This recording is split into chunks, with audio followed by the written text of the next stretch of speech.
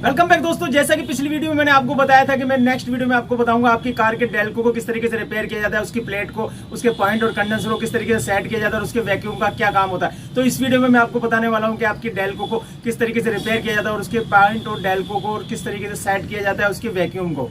तो चलिए दोस्तों चलते हैं फिर। तो दोस्तों सबसे पहले डेल्को के बारे में समझते हैं, डेल्को के मेथड के बारे में समझते हैं, उसकी कार्य प्रणाली के बारे में समझते हैं। ये डेल्को है। ये दोस्तों डेल्को को खोलते हैं और डेल्को के अंदर जो लगा हुआ सीबी पॉइंट है उस पॉइंट को भी चेक करते हैं। और मैं आपको इस सीबी पॉइंट को खोलना और उसको सही करना और उसको फिटिंग करना बता रहा हूँ। और साथ में ही मैं आपको बताऊँगा इसके जो डेल्को प्लेट है वो किस तरीके से वर्क करती है, ये डायफ्राम किस तरीके से काम करता है, इस डायफ्राम का काम क्या होता है, ये मैं इसमें बताने वाला हूँ। तो चलिए दोस्तों अब डेल्को के पॉइंट्स को खोल लेते हैं हम।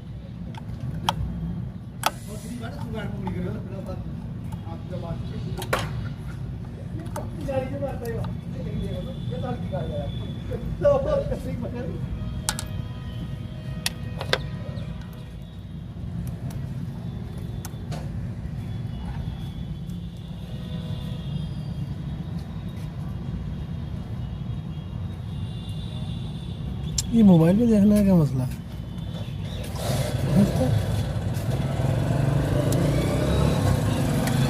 तो सीबी पॉइंट्स को बाहर निकाल लेने के बाद अब इस कंडेंसर को बाहर निकालते हैं। कंडेंसर की निकालने के लिए यहाँ इसको स्क्रू है, इस स्क्रू को बाहर की तरफ खोल लेंगे और स्क्रू खोलने के बाद हम इस कंडेंसर को भी बाहर निकाल लेंगे।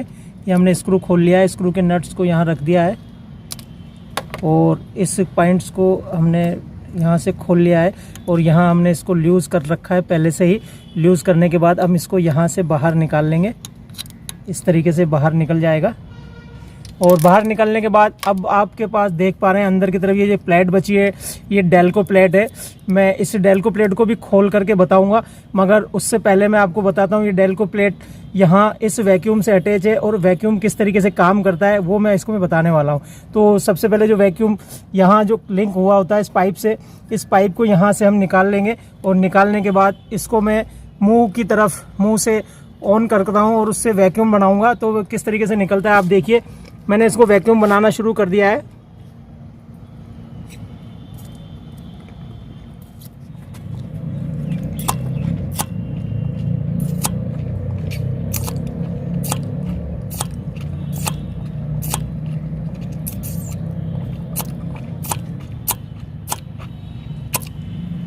दोस्तों अब हम इसकी डेल्को वाली ये प्लेट है, इस प्लेट को खोलने वाले हैं। तो प्लेट को खोलने के लिए एक स्क्रू इसका यहाँ होता है और एक स्क्रू इसका यहाँ होता है। ये दोनों स्क्रू हम खोल लेते हैं।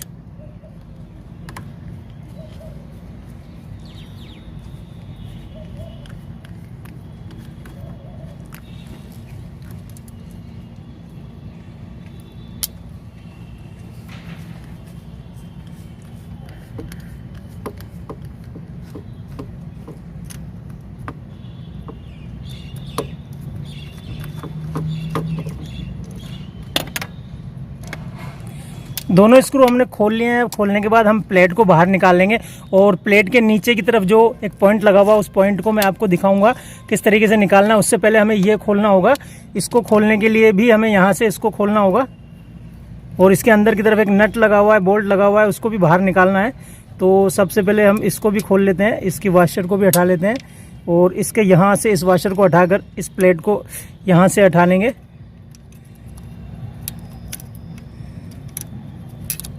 ये हटा लिया है हमने। अब हम इस प्लेट को बाहर की तरफ निकाल लेते हैं।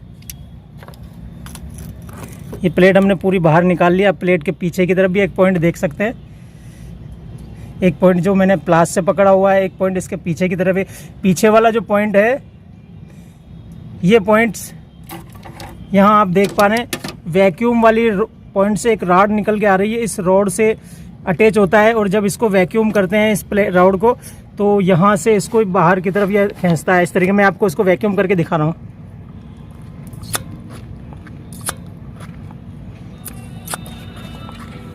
इस तरीके से ये काम करता है। इसके अंदर की तरफ आप देख पा रहे हैं वेट लगे हुए हैं, ये इसके बैलेंस को सेट करके रखते हैं। अब इसको वॉशिंग कर लेते हैं। वॉशिंग करके मैं आपको फिट करना कंप्लीट वॉश कर लिया है इसको। और इसके साथ इस पॉइंट्स को भी वॉश कर लिया है, कंडेंसर को भी, और इस डेल को प्लेट को भी हमने वॉश कर लिया है। अब इसमें ऑयलिंग करनी है। ऑयलिंग करने के बाद इसको फिट करते हैं हम। तो सबसे पहले इसको ऑयलिंग करके फिर फिट करते हैं।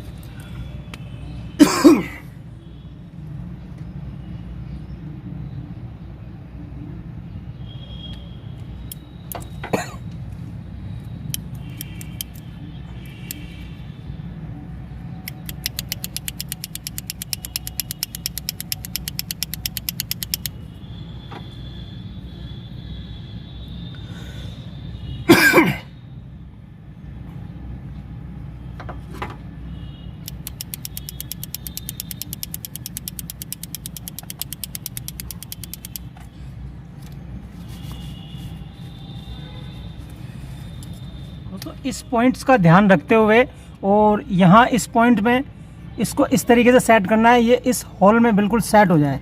तो इसको यहाँ इस तरीके से सेट करेंगे हम।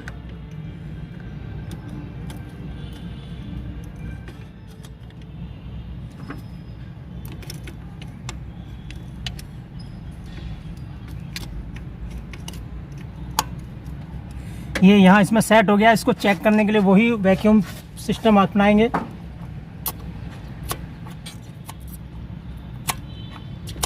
ये यहाँ सेट हो चुका है क्योंकि ये वैक्यूम से बिल्कुल सही काम कर रहा है। और अब इसके स्क्रूज हम लगा देते हैं।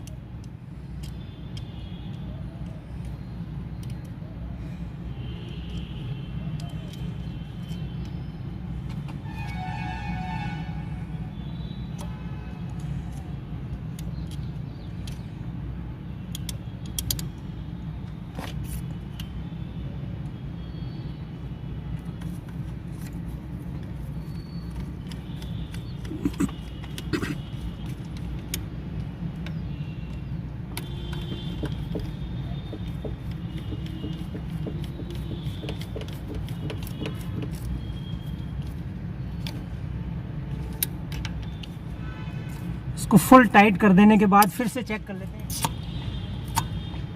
सही काम कर रहा है ये। अब इसके बाद हम इसके इन पॉइंट्स को ध्यान में रखते हुए इस पॉइंट को यहाँ लगाएंगे। तो इस पॉइंट को लगाने से पहले हम इसके कंडेंसर की इस पॉइंट को इससे अटैच करेंगे, और इससे अटैच करने के बाद हम इसको यहाँ अटैच कर देंगे। ये यहाँ सेट हो जाएगा बिल्कुल सही तरीके से।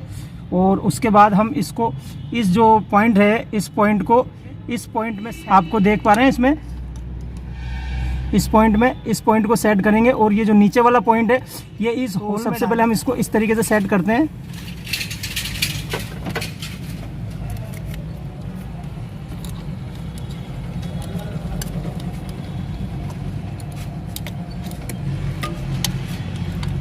यहाँ देखिए ये बिल्कुल सेट हो चुका है और दोनों तरफ से सेट हो चुका है। अब इसका यहाँ स्क्रू है जो हम लगा देते हैं।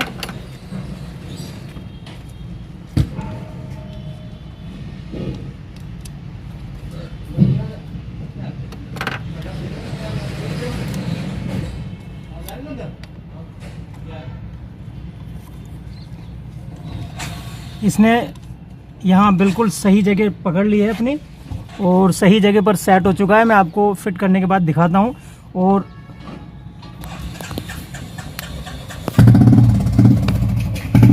देखिए आप सभी पॉइंट्स पे सेट हो चुका है।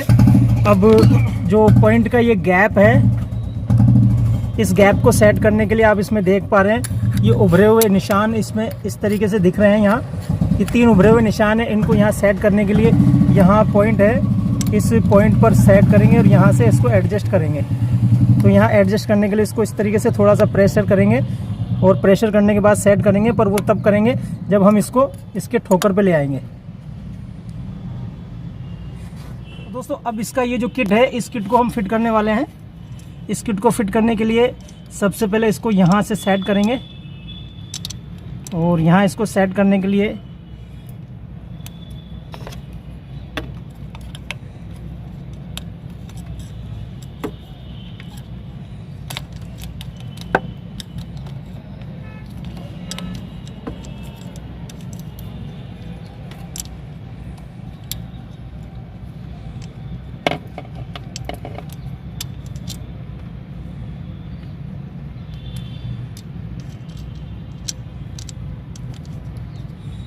इस तरीके से सेट करेंगे। सेट करने के बाद ये जो इसका कंडेंसर वाला पॉइंट है, ये इस पॉइंट को इस जगह पर अटैच कर देंगे। अटैच करने के बाद इस वायल को वापस दबा देंगे, और पीछे की तरफ हम ये स्पेसर लगा देंगे। इसका स्पेसर लगाने के बाद हम इस पॉइंट को यहाँ अटैच करेंगे।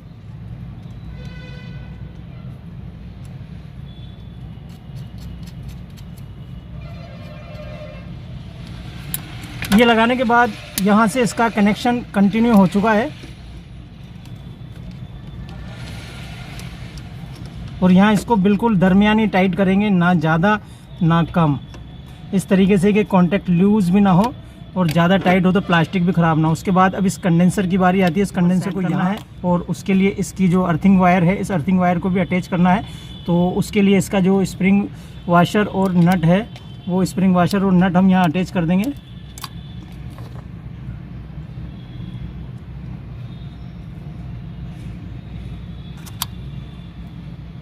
यहाँ सब कुछ इस तरीके से अटैच करने के बाद इसको यहाँ सेट कर देंगे, और सेट करने के बाद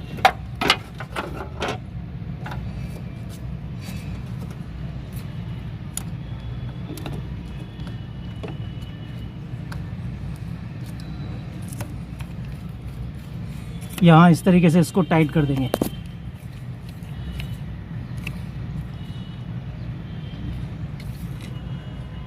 हम पॉइंट का गैप सेट करें। गैप सेट करने के लिए हम इसके जो डॉट्स बने हुए हैं 3, उन डॉट्स पर इस प्लास्टिक की टॉप को लेकर के आएंगे।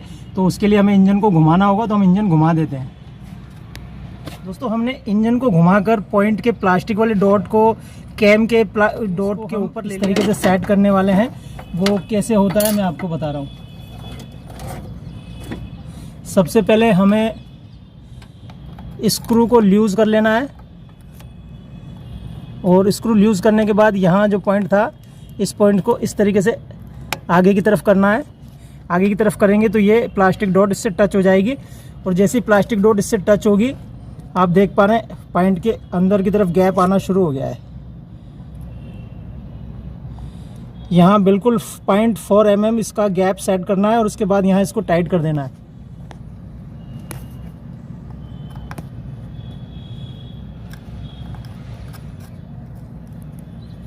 ये वापस पीछे चला गया है, तो इसको फिर से वापस से यहाँ से सेट करेंगे हम।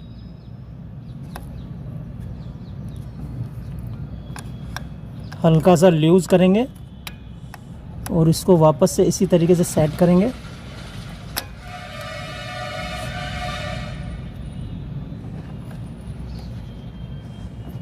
और इस तरीके से इसका गेट कंप्लीट कर देंगे।